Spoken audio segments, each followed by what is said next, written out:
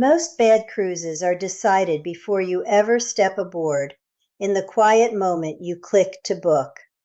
And the cruise lines are very good at showing you a beautiful ship and a tempting price, while the things that would actually ruin your week stay hidden in plain sight.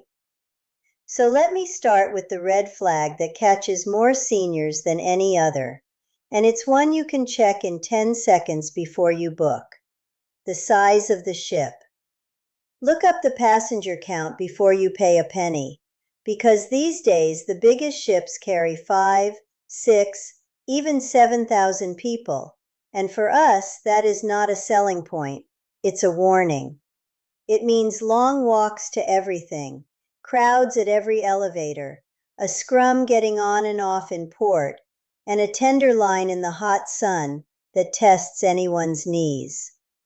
The sweet spot for most of us is a ship carrying somewhere around 2,000 to 2,500 guests, big enough for plenty to do, small enough to feel human. If the number is up in the thousands and thousands, that's your first red flag, and you saw it before you booked. And let me be specific about why size matters so much more for us than it did at 40, because it isn't just a feeling.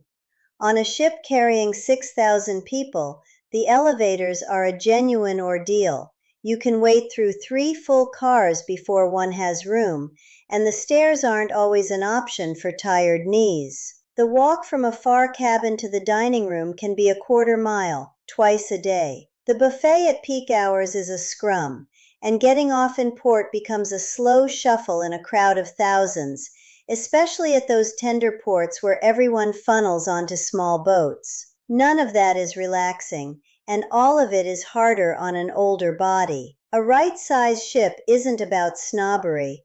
It's about a week that your knees, your patience, and your peace of mind can actually enjoy. Now, I want to be clear about the spirit of this. I'm not telling you which lines are good or bad today, because that changes.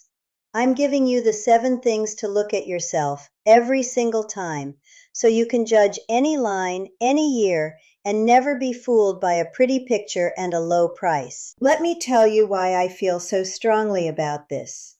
Years ago, a couple we're close to booked a cruise entirely on the strength of a gorgeous advertisement and a price that seemed too good to pass up. They didn't check a single one of the things I'm about to give you, and they spent the week on a ship far too big for them, exhausted by the walking, lost in the crowds, nickel and dimed at every turn, on a line built for a crowd half their age. They came home saying cruising just wasn't for them, but that wasn't true at all. They'd simply booked the wrong ship, for reasons they could have spotted in 10 minutes beforehand. That broke my heart a little because it was so avoidable. So this list is really for them and for you. Stay with me and keep a pen handy, because these 7 checks take just a few minutes each, and they'll save you from a cruise you regret. Take a picture of the screen at the end, and you'll have the whole list. And if we're just meeting, I'm Margaret, your cruise companion, and I make these for those of us booking cruises after 60 who'd rather spot the trouble in advance than discover it at sea. Let's keep going, because the next flag is about your wallet. The second red flag, the deal that looks too good to be true. A fare that's far cheaper than everything around it is rarely a gift. It's usually a line that makes its money after you're aboard, when you can't easily say no. Here's the honest rule I want you to remember. On many lines, you'll spend anywhere from half the fare to more than the fare again once you're on the ship, on drinks, Wi-Fi, dining, tips, and excursions. So before you're dazzled by a low headline price, find out what's actually included and add up the rest. Sometimes the pricier fare that includes everything is the true bargain, and the cheap one is the trap. A suspiciously low price isn't a reason to book. It's a reason to read the fine print twice. Let me show you how this actually plays out, because the numbers surprise people. Picture 2 cruises for a couple. One is a bargain fare that looks a few $100s cheaper, but it includes nothing. So once you add the daily gratuities, a bit of Wi-Fi, a couple of drinks a day, one specialty dinner, and a single excursion in each port, you've quietly spent $1,000 or more on top per person. The other fare looked pricier, but folded most of that in. Do the honest sum, and the expensive-looking one is often the true bargain, and the cheap one is where you slowly bleed money all week feeling nickel and dimed. So before you're seduced by a low headline, write down what's actually included, add up everything that isn't, and compare the real all-in totals. The right number isn't the smallest one. It's the one with the fewest surprises. The third red flag is one almost nobody thinks to check, and it matters more than ever in these times: the financial health of the line itself.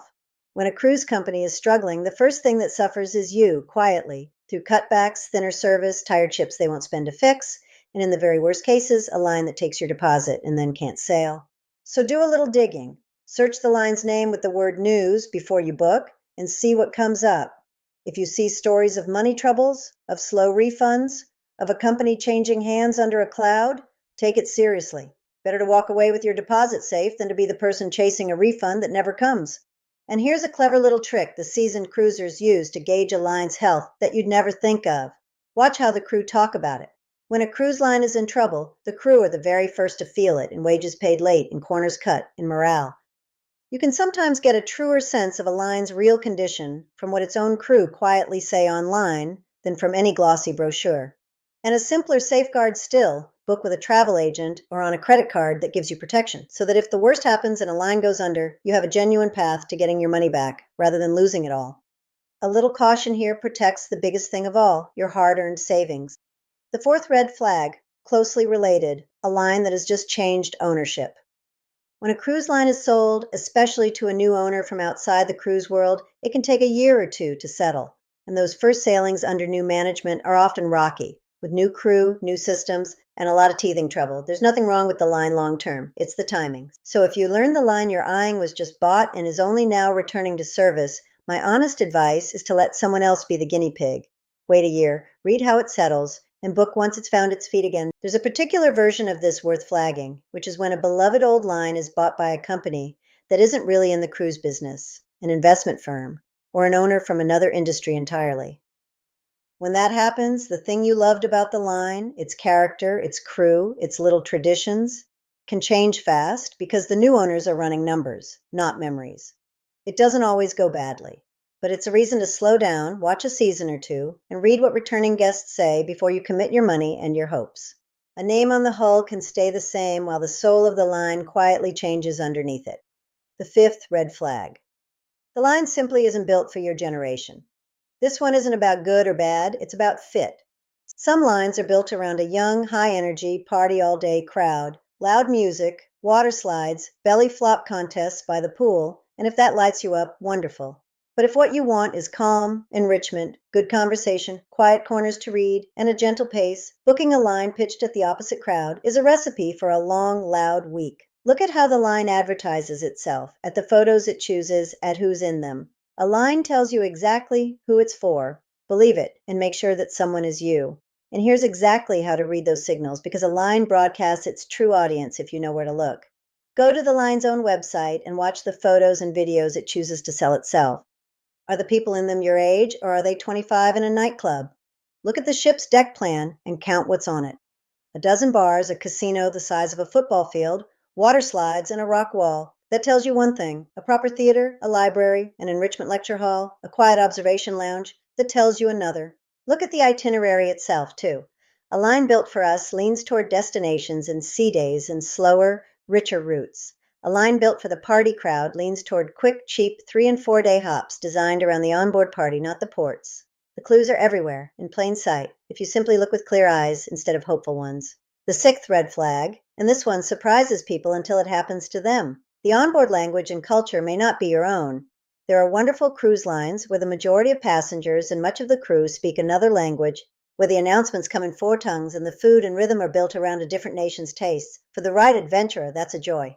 But if you're not prepared for it, you can end up feeling like an outsider at your own vacation, straining to follow, always a beat behind. So before you book something unfamiliar, look into who actually sails it and in what language the ship really operates. If you're up for the adventure, marvelous. If you want to feel at home and understood, choose a line that speaks your language, in every sense.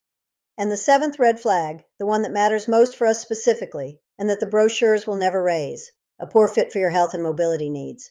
Before you book, ask the hard questions. Does the ship have proper accessible cabins, and are any left?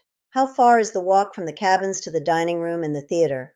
Does the itinerary use a lot of tender ports, where you're ferried ashore on small boats, which can be very hard with any mobility issue? And crucially, does the route sail far from good medical care for days at a time? A gorgeous cruise that your body can't comfortably manage, or that leaves you far from help if something goes wrong, is the one red flag you cannot afford to miss. Let me give you the exact questions to ask before you book so you're not guessing.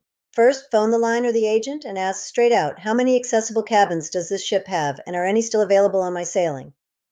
They're limited and they go early, so the answer tells you a great deal. Second, ask how the ship handles the tender ports on this itinerary for guests with limited mobility, because some lines manage it gracefully and some leave you stuck aboard. Third, look at the route on a map and notice how many days you'd be at sea, far from a major hospital, and weigh that against your own health. And fourth, if you use any equipment, a scooter, a walker, a CPAP machine, confirm the line can accommodate it before you pay a deposit, not after. These 4 questions take one phone call, and they are the difference between a trip that fits you and one that fights you the whole way. Match the ship and the route to the person you actually are today. And I'd add one gentle word about honesty with yourself here, because pride gets in the way. It is tempting to book the cruise you'd have loved at 50 and tell yourself you'll manage the long walks and the tender boats and the far-flung ports just fine. But booking for the body you wish you had instead of the one you have is how a dream trip turns hard. There's no shame in choosing a smaller ship, a gentler route, a cabin near the elevator. That isn't giving anything up. It's the wisdom that lets you keep cruising, happily, for many more years. Book for who you truly are, and the sea stays a joy. And let me leave you with one bonus thought that ties all 7 together about reviews. Don't just read a line's reviews and count the stars. Read them for the things that matter to you specifically. A review that complains the ship was too quiet and there wasn't enough for young people to do is, for us, often a glowing recommendation. A review praising the wild nightlife and the packed pool parties is a warning. So read past the number and ask what kind of person wrote it and whether they wanted what you want. Your gut will tell you very quickly whether a line is your kind of place. Trust it. So let me hand you the checklist, clean, and this is your moment to take a picture of the screen. Before you book any cruise line after 60, check these 7. Is the ship too big and crowded for comfort? Is the cheap price hiding heavy onboard costs? Is the line financially healthy? Has it just changed ownership and not yet settled? Is it built for your generation or someone else's? Will the onboard language and culture suit you? And does the ship and the route truly fit your health and mobility?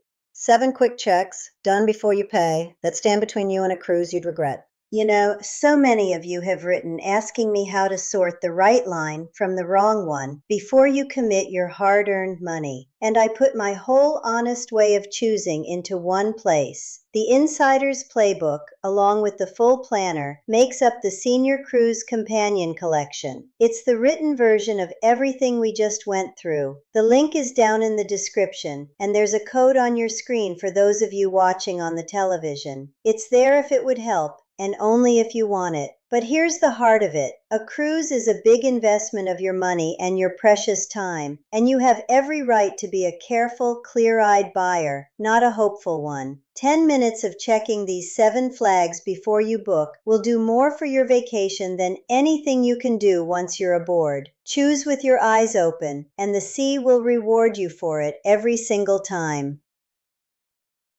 I'm Margaret, your cruise companion. Book wisely, sail happily, and I'll see you on the next one.